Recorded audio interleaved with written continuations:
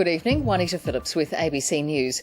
There are grim warnings tonight that New South Wales is about to experience the worst bushfire conditions in its history. The fire danger in the Illawarra, Shoalhaven and Southern Ranges tomorrow has been raised to catastrophic. In most of the rest of the state, as well as Sydney and the ACT, the danger is extreme. Temperatures are forecast to reach 43 degrees, including in Sydney's CBD, with winds of up to 80 kilometres an hour. The Premier has warned that loss of property is inevitable and says we'll be lucky to get through the day without any loss of life. Philippa McDonald reports. New South Wales is preparing for an emergency. Tomorrow will be perhaps the worst fire danger day the state has ever faced. Today, the state's emergency management group held crisis talks and declared a catastrophic fire danger in the Illawarra, Shoalhaven and Southern Ranges. An extreme fire danger warning has been issued for Greater Sydney and much of the rest of the state.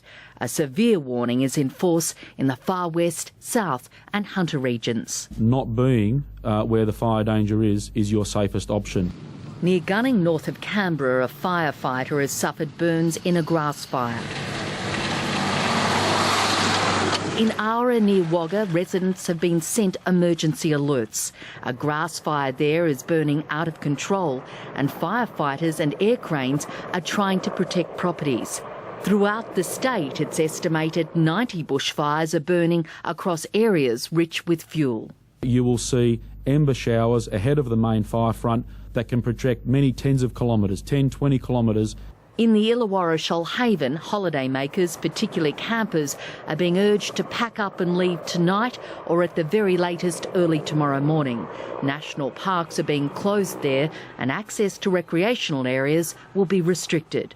Tomorrow, tens of thousands of firefighters are on standby and special strike teams are positioned throughout the state. From the air, 70 aircraft will provide aerial surveillance for fires. Police resources have been boosted to target known and suspected arsonists. We are looking closely at those who may have been convicted previously of arson attacks and paying particular attention to those people. Today, the message from emergency services was clear. Have a survival plan. Complacency costs lives. The life-threatening combination of fierce winds and soaring heat is not expected to ease until late tomorrow night or Wednesday, and the respite is forecast to be short-lived.